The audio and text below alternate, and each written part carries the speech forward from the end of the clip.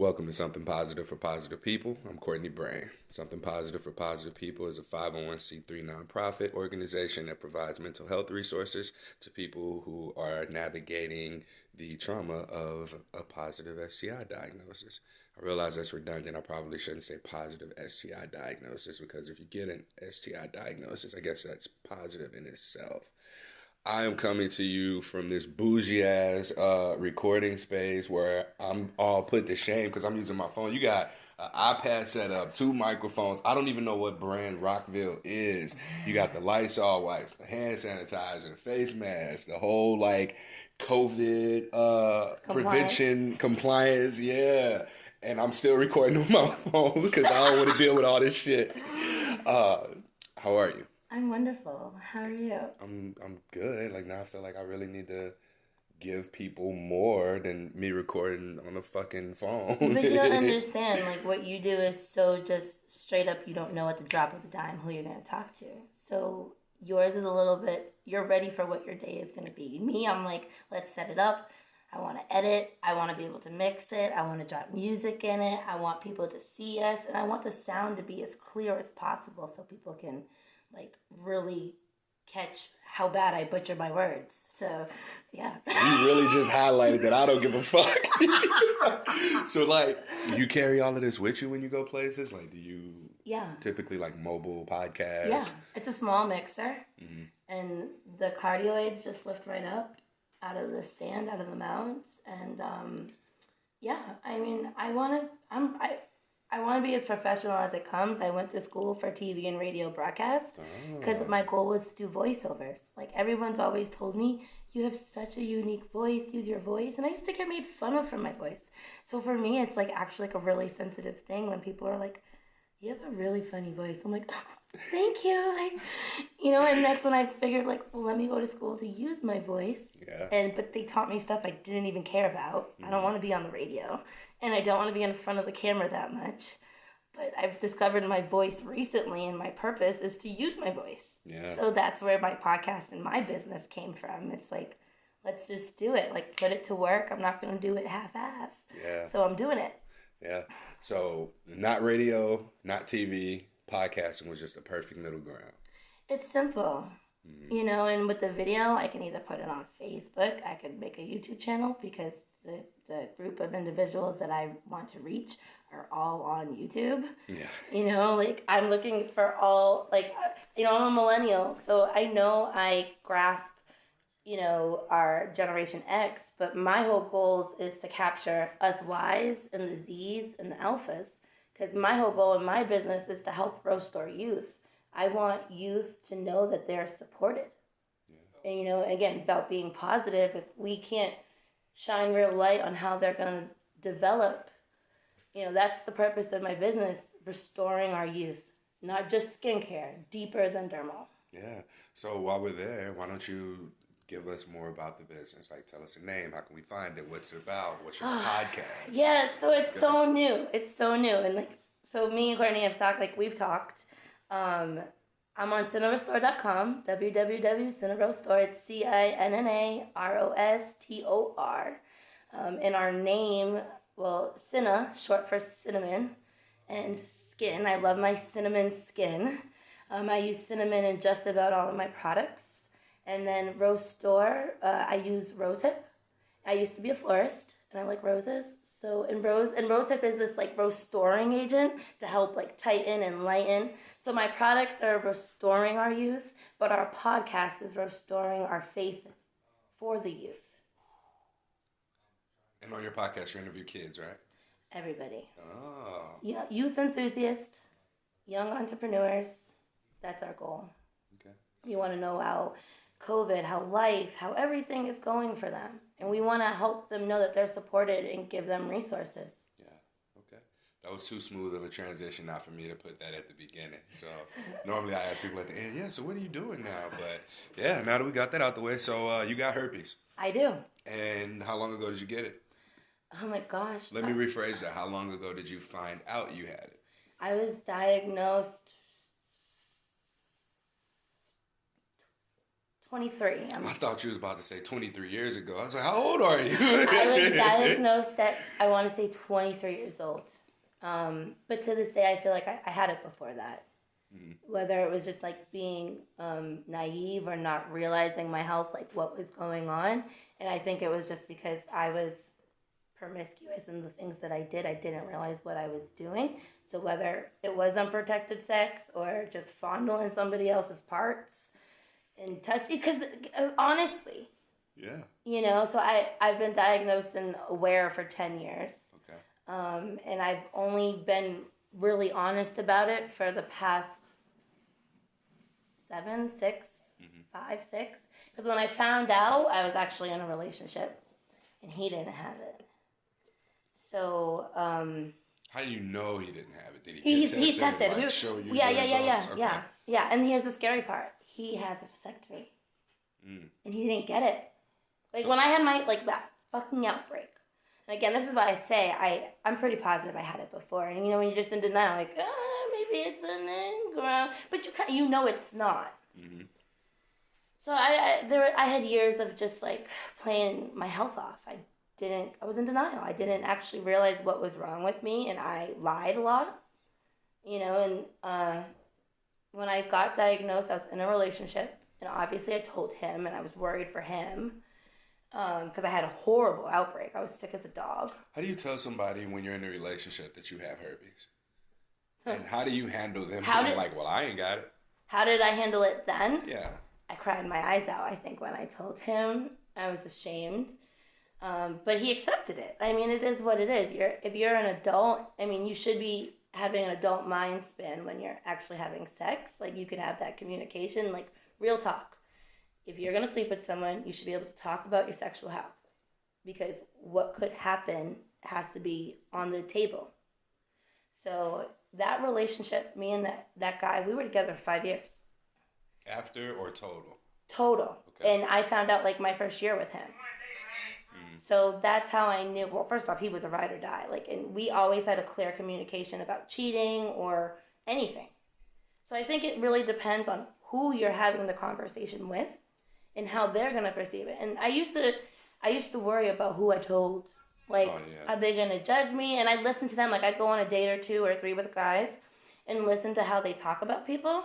Because I'm like, oh, if you're able to say that about someone, what do you really think about me? Like, oh, I have herpes. Like, you have an issue with that? So I used to listen before I wouldn't tell people. I lived in this secret for years, and I had so much depression. And just one day, I don't know what happened. Mm-hmm. I just started being real with myself. As I had more relationships with the people in my life and I opened up to other people about it, they tell me you have to be real to yourself. You know, you have to live with you. Who'd you start to open up to? People from the YMCA. What? Really? Like, were these friends? Were these strangers? They're co-workers friends. Or what? They're co-workers. And it's people who are light workers. Like one of my friends, her name is Nicole, and she's a social worker. She's a counselor. And we talk about everything, just our mental well-being.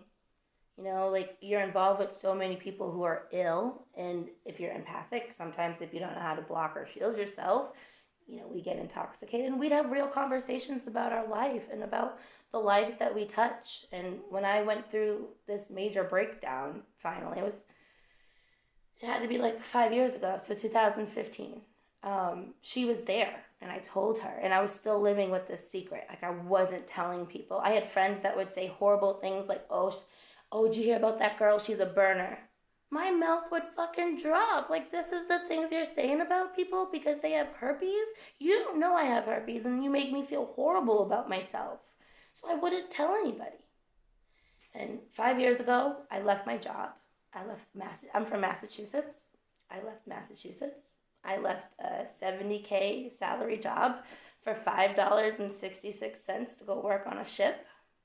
And I just decided to change my life because what I was doing was so bad. I was living in secret. I couldn't trust anyone.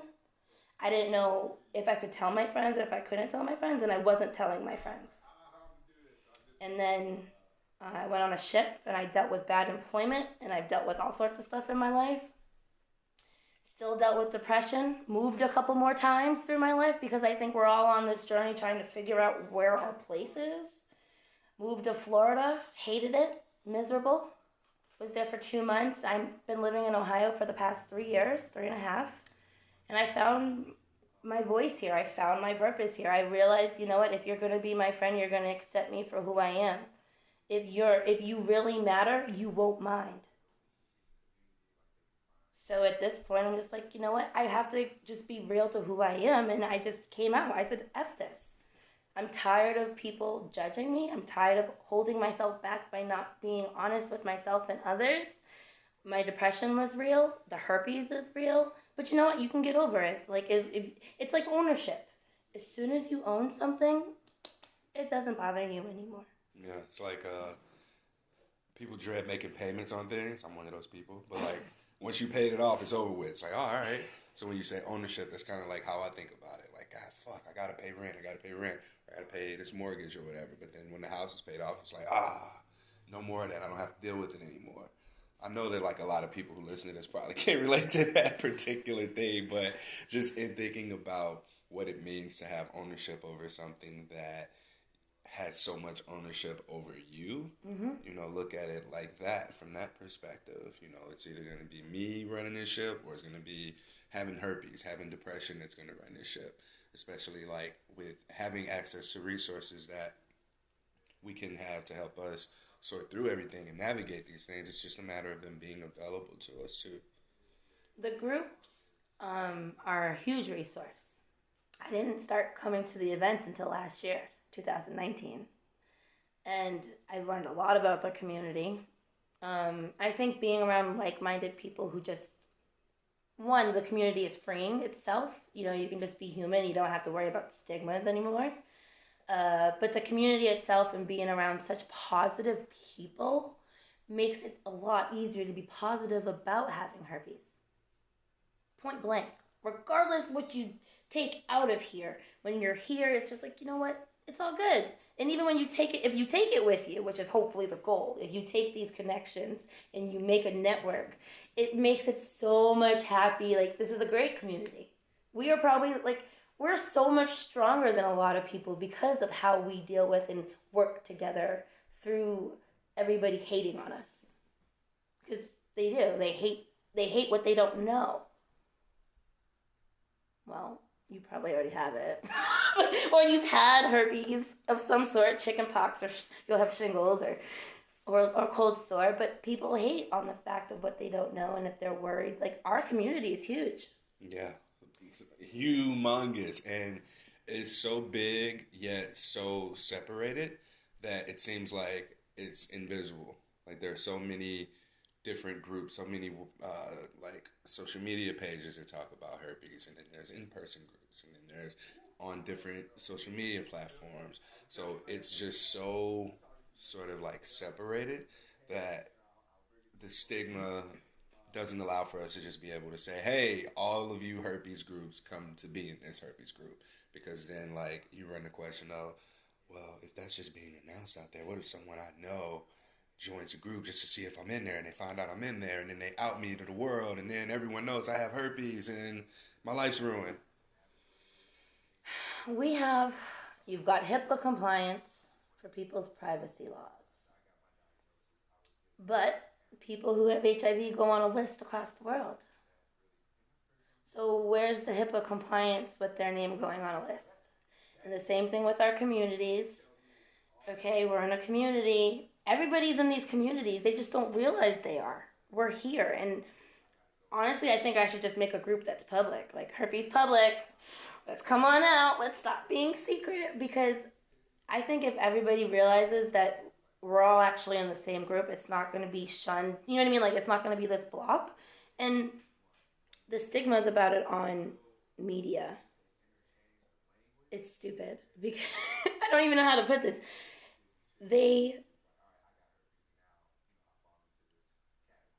There's really no reason for it to be a joke anymore. It's the same thing as HIV and AIDS. It's not joked upon anymore. It's a serious matter, It affects people hardcore. Having herpes is a serious life-changing event. It's not the fact that it changes you permanently. It changes your health. It changes your mind. It changes how you actually physically treat your body. Because if you actually didn't treat your body well, then the virus would win. But I think everybody in the community is more healthier than the people who are outside of the community. We actually care about the food we put in and what we don't put in because it triggers us. It triggers the virus. So I think everybody should be preaching herpes. I don't think it should be in a private group. It should be a public group. Everybody should be able to come in and chime in on it and talk about it. It should be something that is open freely, because this is a disease that has mutated with our bodies over the years. That's why there is chickenpox and then there's herpes and now there's shingles, and how many different strands of a virus are there? So people need to actually be more open to it. It needs to be just straight up in the open and say, listen, this is what it is. People who have it can protect you from it if we talk about our sexual health together. If you are too afraid to have a sexual conversation, you should not be having sex. Period. Drop the mic. Walk away. You said two things that I wanted to touch on, one of which is escaping me, but I'd like to take it back to where you said, you were promiscuous. And so it's interesting that you say that, get herpes, now in hindsight, looking back, are able to say that, like, were your beliefs upon diagnosis just more so validated about your identity as a sexual being? Can you rephrase that? So the question is... Sorry. What were your thoughts when you were diagnosed after you cried, but you say, you were being promiscuous and you got herpes. So did you feel like you deserved this? Did you feel like, oh, it was coming, or what? My diagnosis was the test was 10 years ago. I was in a relationship. Before that, I was in a relationship with a guy on and off. And in that time, we dated other people. He also, long story short on that one, like if we're really going into how I got herpes, if it was him, and it might not have been, I found out he has living a double life. And my situation with him, when you're in a relationship and it's not clear about the intentions going forward, you dabble around in other things. So I never said, Jen, you are a horrible person, you did horrible things, and you deserve to get herpes. Never was a thought. The thought, I think, when I didn't tell people, it was, Jen, you're a horrible person for not disclosing. And I didn't do that much, but I did it. I know I did it. I did it at least a few times, maybe a handful. But it was never the fact that I thought that because of my actions, I deserve herpes and I'm a horrible person. No, it's normal. This is a normal virus. It's a normal disease that people get. It's been going around for years. This isn't new, and it happens. I mean, I have type 2. I could have kissed somebody when I was younger or shared a drink with someone and had type 1. It's common. I could have scratched my face and touched somebody who touched their genitals and then had something on my skin. It's just the fact that I touched something and I touched my private parts, or they touched me with theirs, and now I have it down there. It's not the fact that I did something wrong. I don't think it's a punishment. Yeah. And at this point in my life, I actually think it's a blessing. Mm-hmm. Because I wouldn't be honest, I wouldn't be open, I wouldn't be who I am if I didn't have herpes.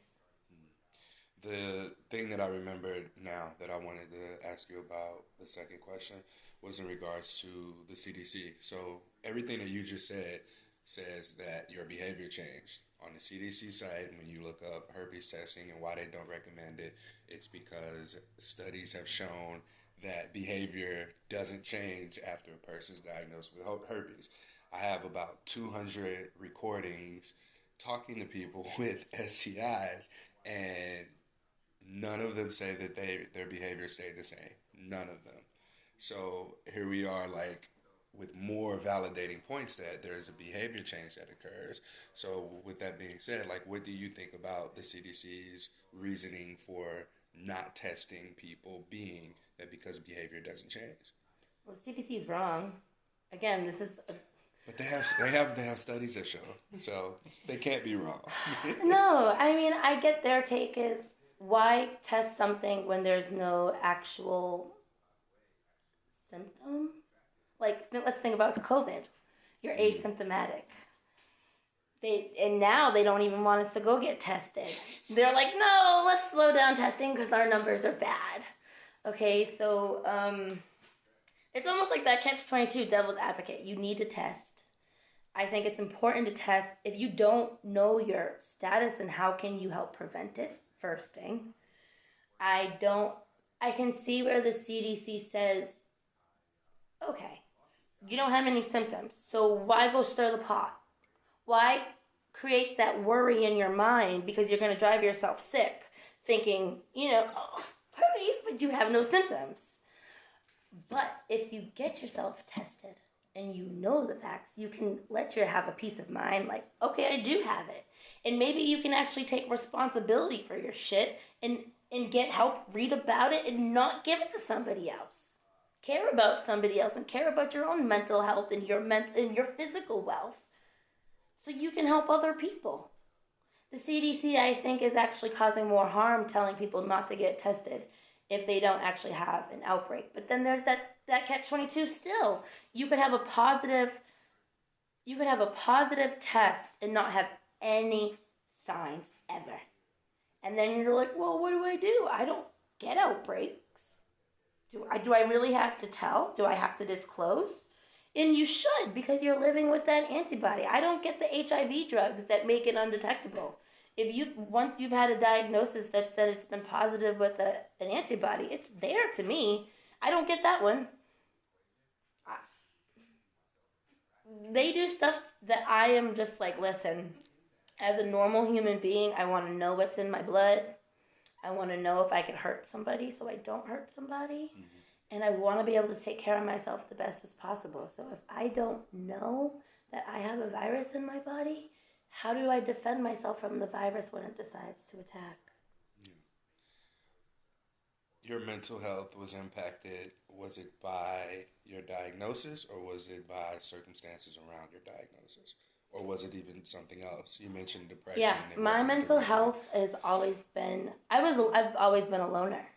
I don't think I ever really stood into groups. So that's one reason why these communities, like our groups, are so great, because everybody's welcome. When I was younger, I didn't fit into anyone's group. I was friends with everybody. I'm always been bubbly, hey guys, but I don't fit into just one group. I'm biracial. Growing up, being black and white, I have black friends that are like, well, you have half a shot because you're half white. Like, you know how hard that is? Like, oh, because of my skin color, I have half a shot of, a promotion. And then I went to church when I was little, and I had a girl, like, she was a white girl, American girl. She didn't want to be my friend because I was black. I didn't understand that. And over the years, when I finally realized my skin was a different color and my hair was a different texture, I was different. And knowing that I was different kept me isolated. I isolated myself.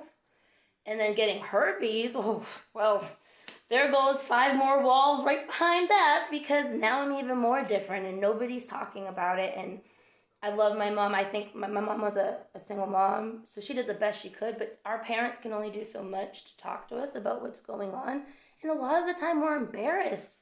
Like, our parents will never say they're mad at you, but what do they say? I'm disappointed. Oh, that is the biggest killer. So when you go to tell your mom you have all these problems, and again, your parents usually support you, and my mom does. My mom knows my sexual health and issues going forward. But I didn't know how to talk about it. I was disappointed in myself. I was ashamed of myself. I isolated myself. I didn't know how to talk to anybody. So the herpes made it worse.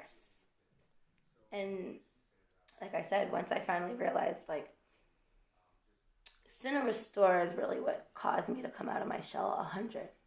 Because Cine Restore wants people to be honest about what's going on in the world. And we want to help people, our youth, because they're going to be struggling coming up with what's going on, and sexual health, mental health. any type of skills and development. I can't help somebody else if I'm not being honest with who I am and everybody else in my life. So my business caused me to really just say F it. I don't care who knows my problems because I want to help my problems and help other people with theirs. Mm-hmm.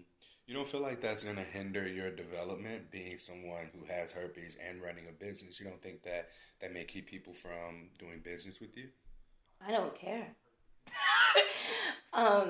Like I said, if they matter, they won't mind.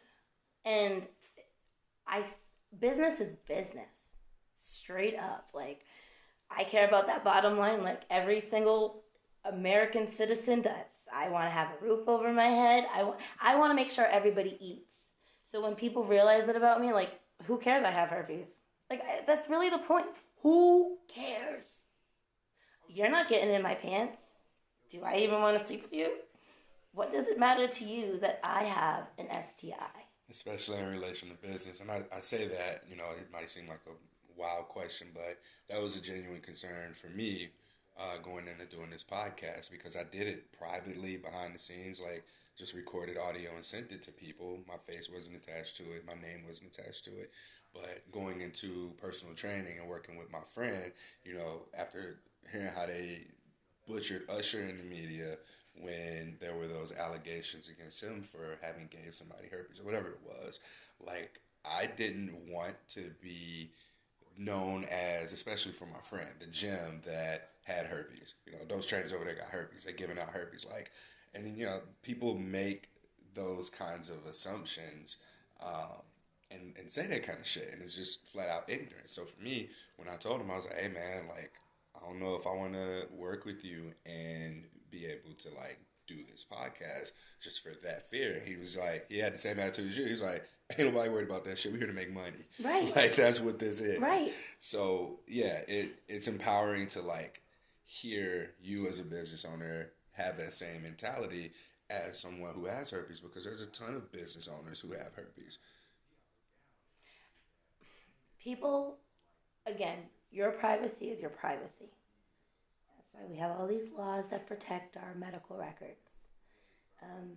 Business owners, we worry about our reputation. It's the same thing if, doing things in good faith. Depending on who your market is, some of them might shun you a little bit. But again, when you're doing something to help people, it doesn't matter. It doesn't matter if you had an arm cut off. It doesn't matter if you were tongue twisted when you talked. The fact that you are an honest, open, authentic human being that's doing something to help somebody, whether you're making money or not, people can see that. So that's what's going to draw people to you. That's why they're going to come to you. And it's not going to matter what's underneath your clothes and underneath your skin. Who cares? I don't know. There's a lot of judgment in the world, and I think America itself isn't for the people, it's for the business at the moment. And I think that's why so many business owners worry, because, our government doesn't make it easy to talk about herpes. We have so many nonprofits that talk about it. Does our government come out with the CDC commercials like, let's talk about your sexual health together? They don't do that, okay? And our government makes money off of all of us having these diseases instead of doing holistic health. So they don't want us to get better. They want to make money off of us. They capitalize off of us. That's what the insurance companies do. They capitalize off of us. Okay? And any business owner, and sorry, I'm the people, okay? Like, if you're not real to your mission and who you are, and depending on what you're selling, people aren't going to come to you. I'm selling truth. Okay, that's what my podcast is. And if I'm not going to be truthful, shoot, ain't nobody going to watch me or listen to what I got to say. Yeah. Well, I know that many people who work with kids, for instance, and, when working with kids, you're dealing with parents. So parent finds out you, as someone working with their kids, have an STD, STI, whichever word they use. I feel like there's this instant connotation or connection to, like, just sex. And they think, this person watching my kid or working with my kid and sex. So you must have the kind of sex life where, you're getting STDs. Like, that's a genuine concern that people have, and I'm trying to articulate it in a way that makes sense, so to speak, because that's the only thing that I can think of as far as like a person who works with children being concerned about the children that they work with as parents finding out they have herpes and then not wanting to do business with them anymore. No. Again, everything that I do between youth, I just want to drive that home. Business is business. Business is business, okay?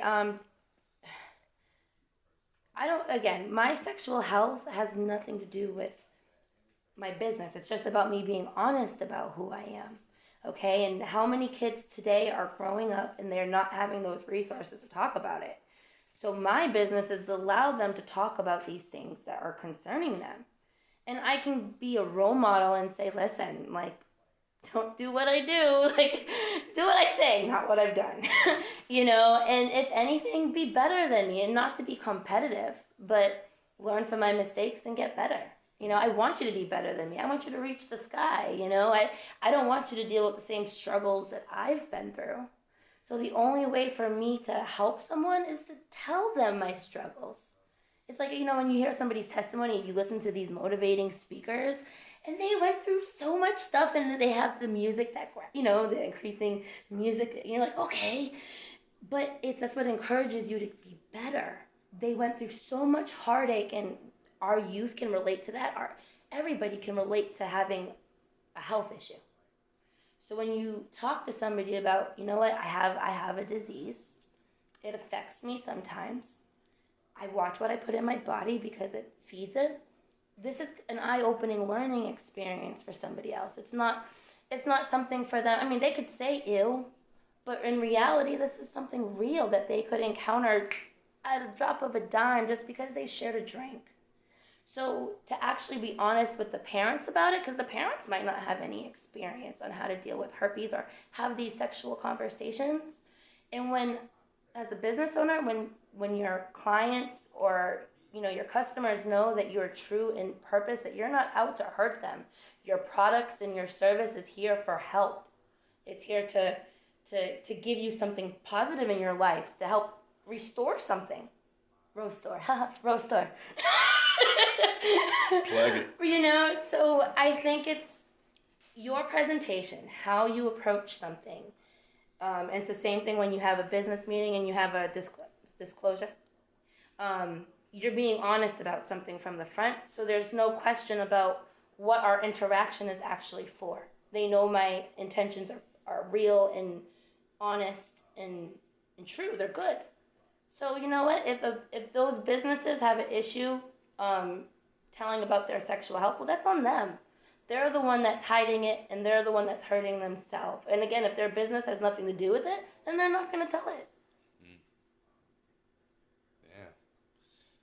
Going back to the groups, one of the things that I want to emphasize this fundraiser, especially considering where we are with like COVID, is that I want to extend more support from within our community to people who are in fact newer to the community. So I'll interview on a podcast that gets way more listeners than I do, and that expands, our reach. And so when people hear that podcast, they may reach out, they may send an email, they may DM me and just like want to talk. So Something Positive for Positive People provides therapy for people who are struggling with their diagnosis, like flat out, point blank. And so what I notice is that not everyone who reaches out needs therapy, from me at least. Some people have already had a therapist, some people are already working on themselves or through their diagnosis, and what they really need is just a friend, or they need to be heard, or they just need to be connected into these communities. So I need a better name, but am creating this Big Siblings program, and that's like part of the whole reason for the fundraiser. That's in like 2 hours? Yep, about an hour and a half, 2 hours. And I want to bring in people who, when I was first doing this podcast, it was because people who had herpes wanted to kill themselves. And I was having a fucking blast when I found like the online dating sites and all that kind of stuff. So when I saw that, it was very, I was just kind of like, huh, that's white people shit. Like that was Wanting to literally commit what, suicide? yes, that was what, at that point in time where I was, that was where I was at. Like that's what I thought, because that's something that I had been like programmed. Like, nah, we don't do that. We don't do that. That ain't us. Like as a black person, that's the kind of shit that I heard. Yeah. And so seeing it affect more and more people, like the longer I was there, it was just like, no, I don't think this ain't exclusive to no particular race, Right. sex, personality, any of that. You've met more men recently, or black men that, or black women that have thought of committing suicide? Yes. Yeah. Yes. We have a big stigma on mental health in our community, in the black community. Mm-hmm. I mean, I'm biracial, so I see myself on both sides. I can't put myself in just one. Yeah.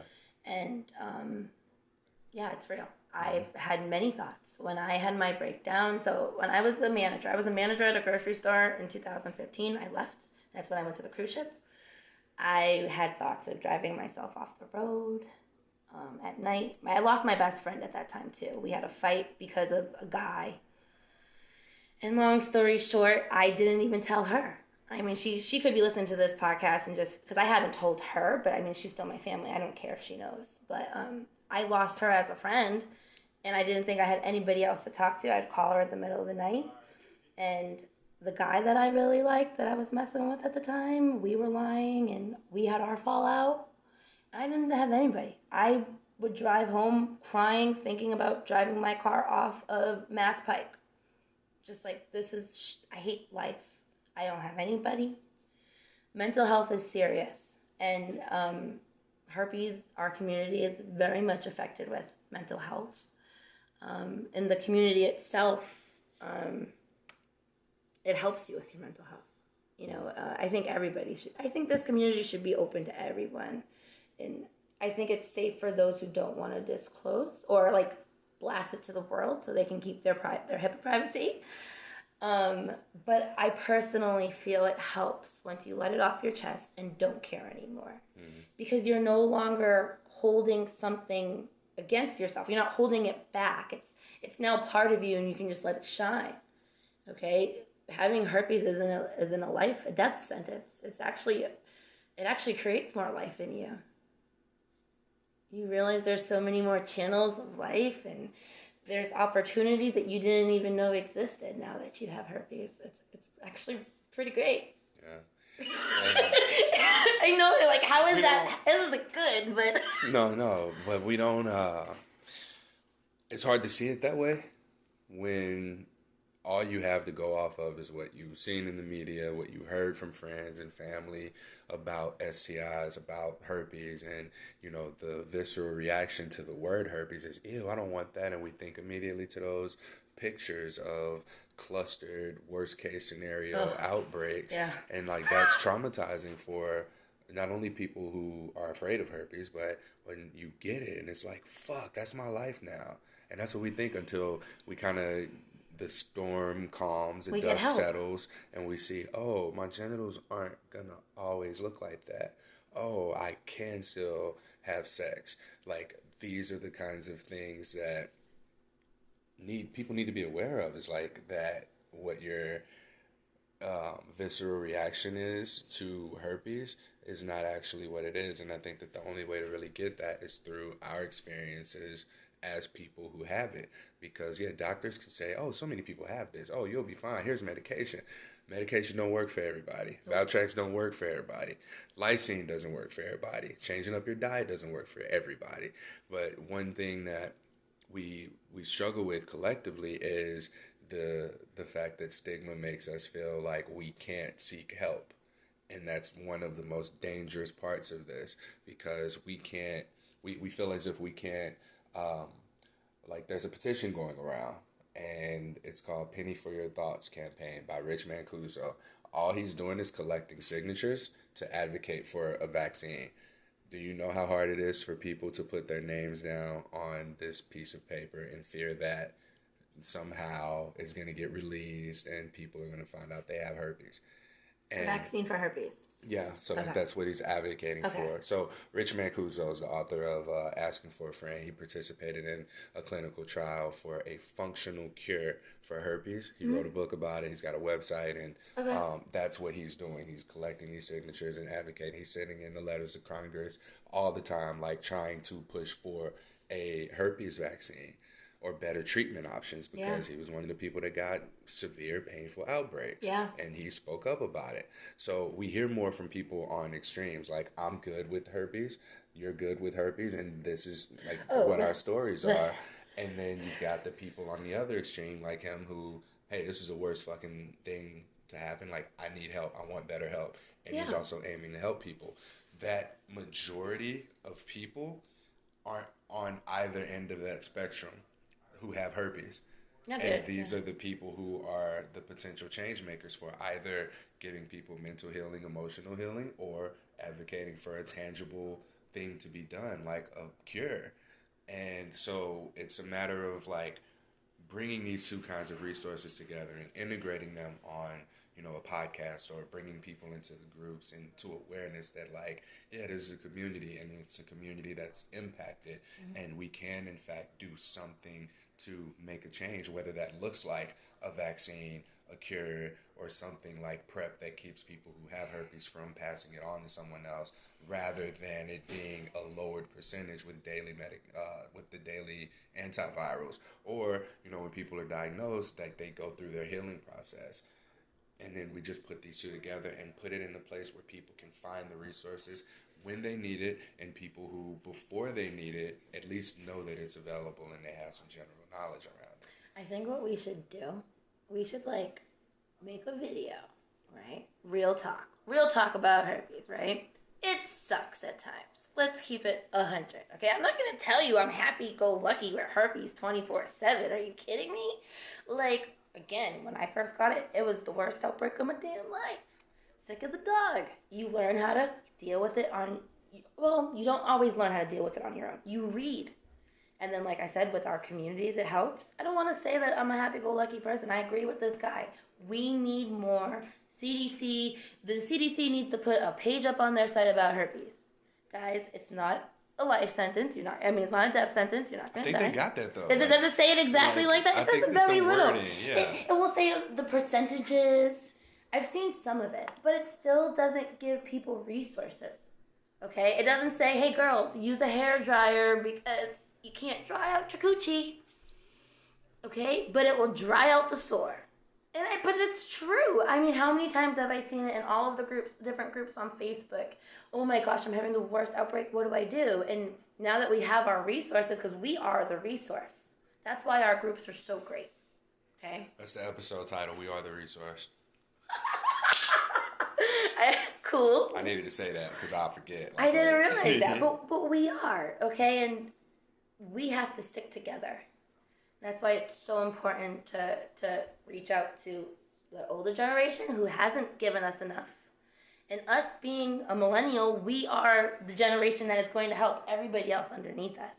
So if we don't come together, put the resources on the table for everyone else underneath us, it's never going to get better. If we don't shine the light on the problems and make it better so you guys can succeed or not get the same stuff that we have, well, then it's not going to get better. Everybody's going to continue to have mental health problems.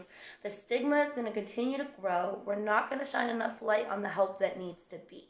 Yeah. And what you and I do, we both care. So we don't want people to be hurt. We want people to socialize. We want people to get out and have healthy relationships. And I don't think our CDC realizes the harm of not testing. I don't think they realize the harm of keeping things quiet. Yeah. I see, they're just being a completely different animal at that point of, we know how to deal with, or the CDC knows how to deal with people not knowing. And they don't have to, really. They're just like, here's what it is. And then they don't have, access to the messages that come in from people who are like, I want to fucking kill myself. I have tried to kill myself. They don't see any of that.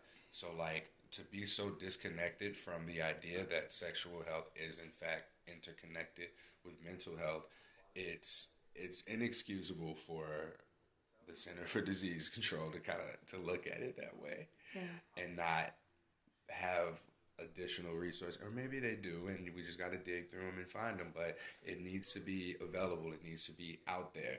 I'm happy to see that some people reaching out who found the podcast are like, I just got diagnosed yesterday, or I was diagnosed and my doctor told me about this podcast. Like, for people to be able to find this resource so fast and then be able to connect to whatever else it is that they need has been like one of the most fulfilling things throughout this process. It's like, you ain't got to go through that 5-6 year period that I went through, that 4 or 5 year period that I went through, where I thought I was the only motherfucker with this shit. Until like I started to tell people, and then they knew somebody, or they were cool about it and made me feel safe about saying something to them. So yeah, that's ultimately the goal. Is like, the stigma isn't going anywhere. So we got to be able to do what we need to do in order to give people the tools that they need in order to navigate their diagnosis and navigate the stigma in the way that they choose. So everybody ain't got to shout from the fucking rooftops and make a social media post that they have herpes. It's not about that in any way, shape, or form. No. Advocacy can just look like disclosing. It can look like taking ownership of your sexual health when you talk to your doctor, going in and getting tested regularly, challenging your partners, your potential partners, on knowing what their status is. If you're someone who is, single and dating or in a relationship, like, none of that matters against when it comes to testing. Like, you should always be getting tested. Mm-hmm. Like, get an STI test, and the frequency changes based on relationship styles, but there are things that just don't show symptoms. And in relation to herpes, I'm not going to sit up here and say everybody go and get a herpes test right now, because there's no reason to. But if you feel like something's off, this is a possibility. And I think once we have that, everybody needs a good scare. Yeah, for real. When everybody get that scared, like, I became a herpes expert because I thought I had it before I was diagnosed. I tested negative the first time that I got tested, but I noticed that there was a presence of antibodies at that time. And this is a question that I've yet to have answered, was it repeat exposure, or just over time, like, my antibody count just went up to where I could test positive because I was under the amount of antibodies to test positive. So maybe it was a new exposure. Who knows? But no one can answer that question for me. So we'll get there. It's nuts. It's nuts. Yeah. But it's the same thing. So, like, I have a friend that has type 1, and she's never had an outbreak genital, but she tests positive for 2. But she's a nurse. She's going to be a nurse practitioner. And, is she going to be that? I don't know. But, but she tells me all the stuff that she knows about her studies. And she's like, that type 2 could actually be false. It might not be even real because, again, the fact that she already carries the antibody HSV1, it could be a false reading. So it's almost like that's the same thing with the CDC now. So now it goes back to that. Do we trust the test? Yeah. And that comes to their part. Well, if you don't have any symptoms, don't go get tested. Because now you're just creating a scare in your mind of this panic. But if you get tested, at least you know where you might be at. So at least you can educate yourself and your potential partner. Yeah. You can automatically stop a disease from spreading if you think you might have something. And you can just say, let's just be safe about it. Let's not exchange bodily fluids in that way. And again, if you don't have a sore, then, because that's the thing, you can wear condoms and still pass herpes. But if you don't have an actual physical sore, open, flesh, then you've taken the precaution. You're hopefully, it should be adults, consenting to sexual matters, and you've discussed the possible things that could happen. It's like, I tell guys, like, if we have sex, like, there's a chance I could get stuck with you for the rest of our lives because if the condom breaks and I get knocked up. These are real talks. And if people don't have these conversations, then you're going to be living in a fear. You're not going to be open about what could happen. And then if it happens, then you're scared. If you knew what could happen, then at least you're half the, knowing is half the, what's that? What do they say? Knowing is half the... Half the battle. Half the battle. Thank you. Sorry. You good? smoked a lot in my life. We're coming to a close here on our time for the episode. So just circling back to wanting to give people support because, like you said, we are the resource. And so, like, people don't realize, like, they think that Courtney's the only person that they can talk to or reach out to in regards to this. So, like, I'm making an effort to collect, like, the people who want to get involved with just providing support because, again, we are the resource, right? All day. And being able to just bring people into this community in a welcoming manner, in a way that they're prepared for, because in different ways it can be overwhelming, it can be intimidating, it can be exciting, it can be intense, like it can be a number of different things. And you get so much more out of just community than you get out of being afraid of someone being in there that you know. Yeah. Because that's a real thing that keeps people from wanting to welcome themselves in. So that is something that I'm working on to have in preparation for 2021, is that when people reach out to me, that I'm able to connect them with someone who perhaps can introduce them into the space more so than me just being like, all right, well, I'm gonna have this conversation with you, see where your head's at, and then decide whether or not, I just add you to this group or that group based on what I think you need. Right. Because who am I to play God in that regards? Right. Like, to decide this is what you need, rather than listening to people and, like, having people share the resources in themselves. So that's what I want to do, and that's where we are, on top of paying for people to get therapy, on top of doing this podcast, on top of working to integrate our post-STI diagnosis support resources with STD prevention efforts. That's a mouthful, but it's real. Like, that's why we're here. Yeah. So I tell people, hey, it's Jen Lamar, Lamar, on Facebook. It's gone public. Don't care. You could email me at jen@cinna, CINNAROSTOR.com, jen@cinnarostor.com. If you have any issues, problems, you need advice, you got boy problems, you got girl problems, financial problems, herpes problems, please, herpes problems, send them to me, because I love talking about herpes problems. Message me. I love to be supportive to people. I wish I had more support in my life, and I probably wouldn't have had the depression and the suicidal thoughts if I had more support going forward. And that's what's so great about what you do in our groups. Appreciate that. All right, that concludes this episode of Something Positive for Positive People. Please like, rate, review, subscribe to, and share this podcast resource, and share this nonprofit organization's resources with your healthcare providers. If you got a general healthcare practitioner who you work with and they know you have herpes, and why not share this resource with them?